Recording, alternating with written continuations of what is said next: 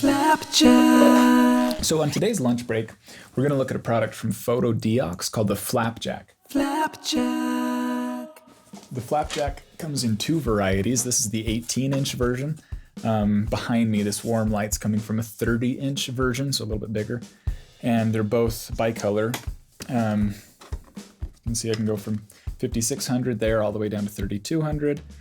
And dimmable, you can go all the way up to 100%, blinding, down to 10%, or 0% if you're into lighting with 0% light.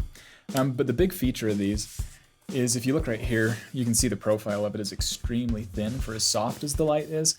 These actually have the LEDs along the perimeter and they're pointing inward.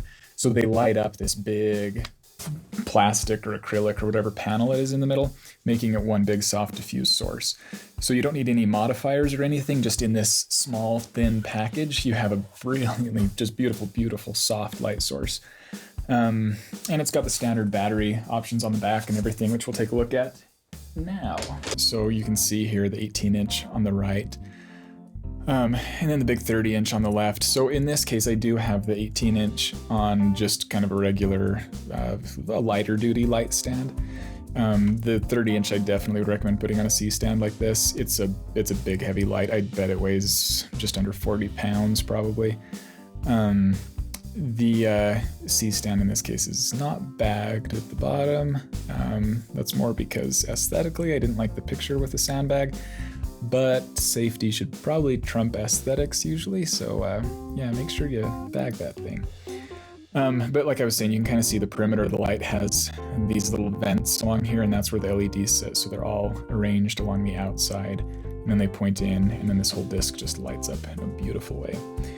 The back has pretty standard battery mounting options, so V-mount up top, and then these two Sony NP-F series, I guess technically L series batteries. For as ubiquitous as these batteries are, they have the most convoluted naming. I don't know how exactly that happened, but you know what batteries I'm talking about. I'm pretty sure if you're watching this video, you've probably got like 30 of them. In fact, one option that I like to use is this adapter that you can take your Sony batteries and then plug them right into V-mount. So if you only want to carry one type of battery, then you can just put your Sony batteries in these two slots and then fill the top up here with the same type of battery. Pretty straightforward, everything else on the panel. Your intensity control, again, 10 to 100% right there. And then another DC power input from an AC adapter. And then your white balance control right there. So nothing too crazy, just a basic yoke that the entire thing sits on. The larger one does actually use this very robust looking ball mount here instead of the yoke. And it gives you two V-mount plates on the back. I don't know if Ant & Bauer is available. I didn't actually see any AB gold mount option, but you'd have to check with Fotodiox to verify that. Other differences, again, your power adapter, but you get an actual physical toggle switch here, which can be nice to be able to turn the light on and off without having to manually change the intensity of it.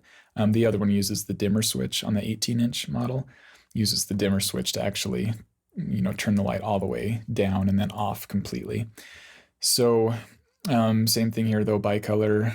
And then another added advantage of the bigger guy is you get the DMX control down here. So bigger version has DMX control. They call the bigger one the Studio, which it does make more sense in a Studio because of its considerably larger size and weight. So in the Studio, I did play around with it a little bit.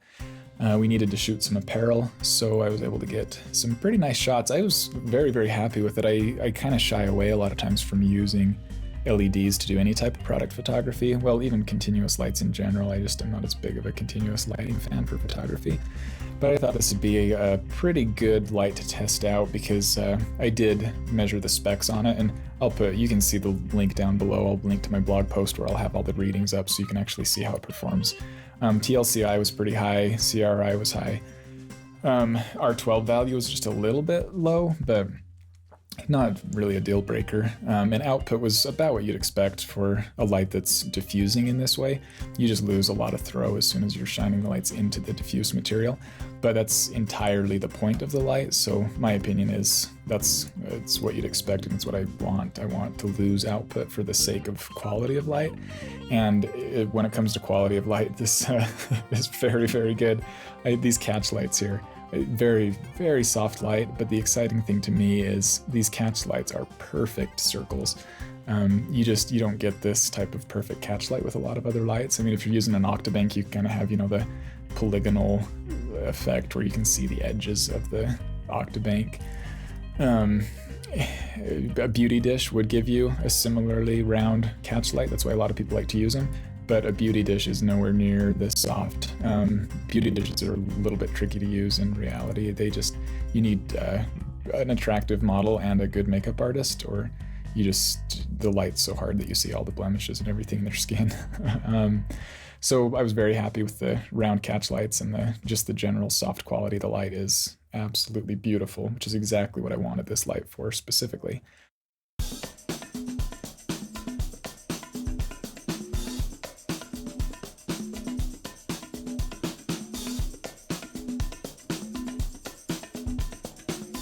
I won't go over these in depth. Again, you can look at the blog article if you want to know a little bit more, but most of these, it's kind of daylight keying from the short side of the face, and then, well, in this case, it's a broader fill, but it's a pretty aggressive fill coming from the FlapJack.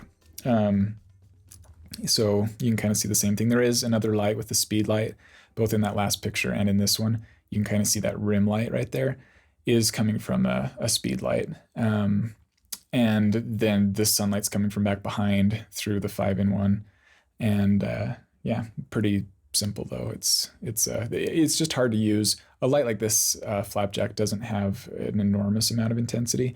So at this point, with the sun already risen, it's just hard to compete with sunlight, direct sunlight like that. So the sun shining through here actually gives a really nice soft rim light like this, which I am really loving recently. It's kind of my personal stylistic preference, but I've just gotten away from the harder edge lights, and I love a little bit of wraparound right here, where you can kind of see the light feathering around the edge of the subject, rather than just that hard, really, really intense side light that you get with the sun if it were sun directly on her. So it also, because it takes down the intensity, it makes it a little bit easier for the FlapJack to compete as it comes in here and kind of fills in the front of her. So,